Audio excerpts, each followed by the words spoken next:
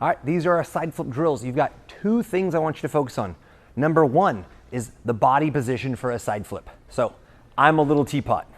You remember the song? You can do it with me this time. You ready? Yeah. All right.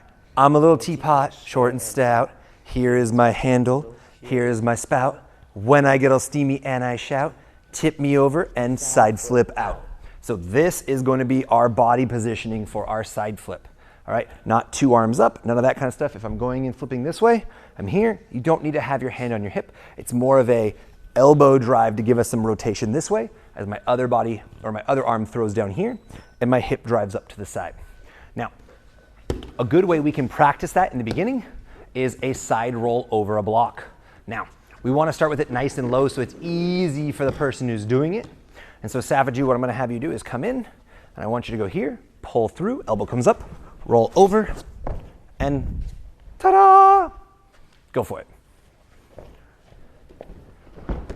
Cool, works just fine. Now the only thing is, this is an intro skill right here into a real side flip. You'll notice there are two problems with this. Number one, it's so low that Savagey is practicing going down instead of jumping up into his flip.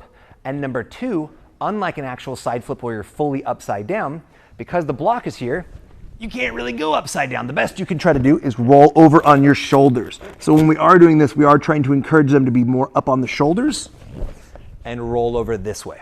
So what we can do is twofold. One, after we're comfortable with him, we can raise it up a little higher. So I'd like to see the same thing. Let's do one of those.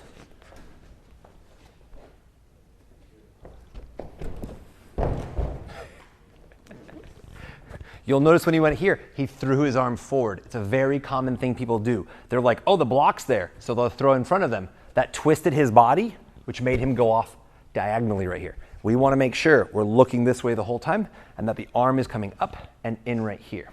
Now, the other thing that you can do, all this takes a little bit of practice, so I'll demonstrate this one real quick. Remember, we're trying to roll over the bridge of our shoulders and our upper back, not across the flat of our back. If I'm on the flat of my back, this is a barrel roll, right? I'm not actually inverted. It's not technically a flip. If I'm up here, my hips go up, then I'll actually be in the flip. Savagey, would you do me a favor to hold the end of this block? I just want to make sure my big fat booty doesn't knock it over. Now, the other thing that we can do to make sure that actually works is I have to do my shoulder roll right here at the edge of the block so my head can be past the end. If I do it here in the middle, my head is held up and I can't really get fully inverted. So what I'm going to do here, so I'm going to come in. Oh no, we're facing this way. This is my opposite side. So this will be a perfect spot to see how it goes. So I'm going to come in. I take my step. I'm going to come here. I'm going to throw, and I'm going to pop that butt up and try to set my shoulder down right onto here with my head in this direction.